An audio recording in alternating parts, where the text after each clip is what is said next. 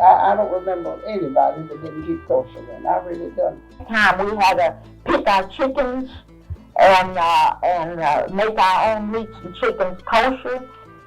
We had a committee of women that would come in my mama's backyard. We would have as many as 75, between 75, 85 chickens to pick and make kosher and everything in my mother's backyard. Our family, folklore, we always had heard that my great maternal grandfather, Frank Byers, was the first kosher butcher in Dallas. So about 1886, they were married and came to Dallas, and this is when he opened up the kosher meat market. Now, my father had a meat market, and my brother Abe used to get 4 o'clock in the morning, deliver the meat and the groceries, and then come home and then go back and walk to school. How did he deliver that? Did he walk? No, we had a wagon then. He did? Did most of the people have their groceries delivered by wagon? Yeah. Now, I want to go back to Mr. Byers. He had a kosher butcher shop. Kosher butcher. And he got the meat. Yeah, everything we got from him. Okay. They didn't sell much and stuff at the grocery those days. We had to get everything from him. And you're talking about in the 20s. Yeah. This was before the 20s. My paternal great-grandfather, Meyer Gedalia Schwiff, had been a rabbi, a shochet, a moil, a cantor. And in 1919, my great-grandfather was offered the position of rabbi at Tiferet Israel. Yeah, so he accepted that job, and they moved to Dallas. So that's where my great-grandfather, Meyer Gedalia Schwiff, lived with his family, and in a house provided by the shul. And he was, because he was trained as a ritual slaughterer, he would go to the slaughterhouse and oversee the koshering of the animals. I've been told that also the neighbors, or the congregants, would bring him their chickens and he would kosher them. So he was a very busy man. Schwiff, that's it, Schwiff. Old man Schwiff was the rabbi. The rabbi, and not only that, he was the shepherd and a loyal, everything. And let me tell you, He was also the shepherd? yes, I used to go every Thursday. And we didn't have cars in those days. Right. And I used to get a basket, and I had 3 chickens, 2 for us and 1 for my grandmother. If it was too far to walk, I got on the streetcar, and the chickens would flip. They were tied, and I put that basket over and go down to Alamo Street. And we had to wait till the shepherd come from the slaughterhouse. And it was Thursday late after dark, and he used to kill those chickens. He had a big barn, and he'd kill that chicken and throw it out, and then you had to go look for your chicken in the dark. And then we had to dry pick them.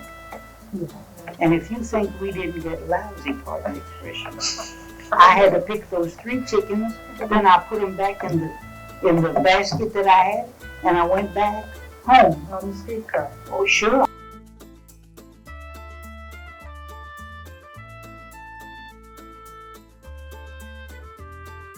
Oh, yeah, Sam Frum? Oh, sure.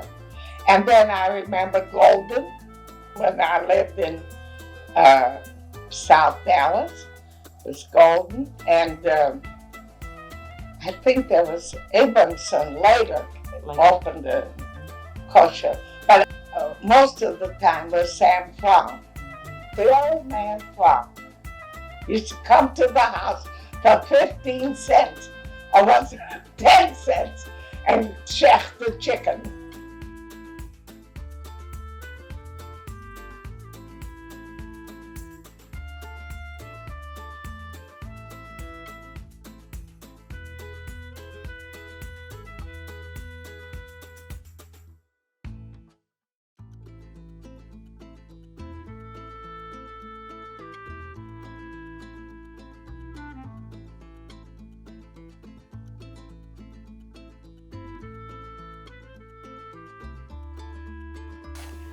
My first Passover here, I went shopping with my mother-in-law, and we went to Fromm's. Oh, Fromm's, So Mr. Fromm's, and he and his daughter Miriam, I believe is her name, and they were next door. They were on Inwood, on Lover's Lane, I believe. They were next door to a Christie's fish market. So we went and bought ordered our kosher meat, and then went over and ordered the fish for gefilte fish. And how I got into catering was I used to do it for the Sheriff Israel Sisterhood. I used to do all of their meetings and their projects. And one day, one of the women called me and she said, "You know, I have company coming, and I'm going to be gone all day. Do you think if I buy the food, would you make it and just bring it over?" So I did.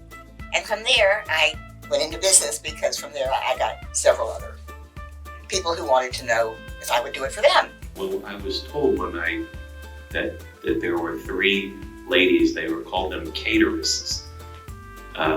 Never really know if that's a real word or not, but there were 3 ladies that were doing catering at 3 different synagogues.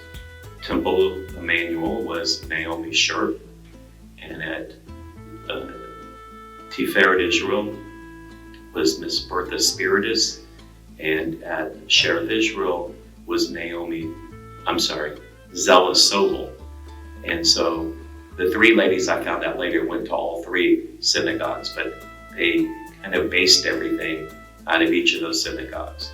They were fascinating. I think they were around since the early 50s, 60s, 70s. I would meet people and plan a bar mitzvah, and the father would say, "Now, Naomi's going to do, or Zella's going to do our Friday night dinner, but you're going to do the lunch because she catered my bar mitzvah, or my baby naming, or my bris." Well, one of my favorite events was the 100th anniversary of Sheriff Israel, and that one we did was me, Zella Sobel, Bertha Spiritus, and Naomi Scherp. The 4 of us worked together and did the evening gala. And we had more fun, and everybody was pitching in and doing whatever anybody else needed doing. There was never a hierarchy, and I was a new kid on the block. So they were wonderful to me, and it was really a fun thing.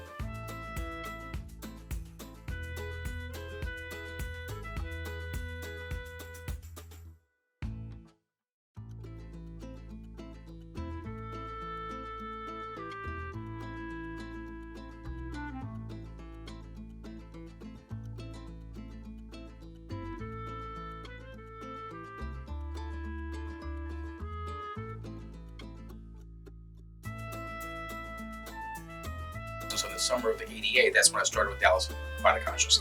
At that time, Mr. Bernie Gerson, Oliver Shalom, God rest his soul, he was the president of the Avad, and then Bill Finkelstein, God bless Bill Finkelstein, he got heavily involved in the Avad Kosher at that time, and he was the one that hired me to be the rabbi for the Dallas Avad Kosher. In those early days, we had no executive director, and Bill's office took care of sending out bills and doing the menial things that needed to be taken care of. After a number of years, it was just me and Bill doing whatever we did on a very, very small scale.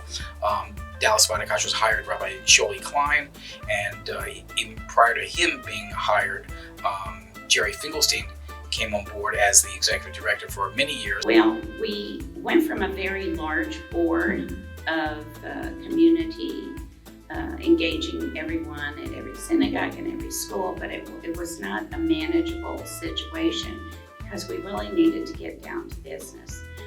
So at this time we have a much smaller board, but we have another group that's called the Community Advisory Committee. And the Community Advisory Committee is one representative from every school, from every congregation, and every organization that meets 4 times a year. And we are able to say, what can we do for you? How can we help you? Please be our liaison back to your organization so that we know what our goals should be. I became involved with the VAD. The rabbinic head of the VAD was Rabbi Saul Pearl, of blessed memory, Bernie and Thelma Gerson, were really the backbone of the Vaad. As a pulpit rabbi, I became involved for many years, myself and Rabbi Stuart Weiss, who was then rabbi at Tiferet Israel. We were the rabbinic chairman of the Vaad.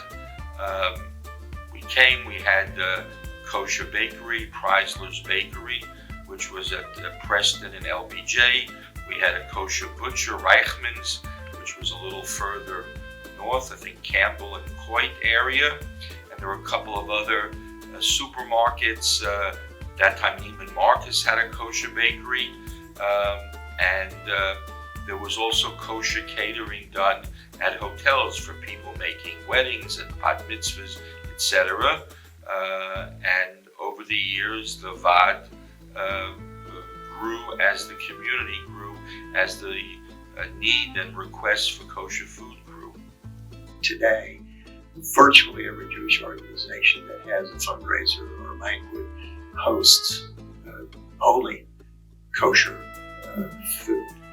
And quite frankly, the Federation was sort of the base center in that. They formed a task force many years ago. I think Steve Walton chaired it. Thinking and said this is the right thing for the community. And once the Federation decided that its events would be kosher, everybody else followed along. Right. We started out with no restaurants when I started, and maybe one part-time caterer, no supermarkets. And now we have 4 caterers. And we have 7 restaurants, and I think that we serve the community well.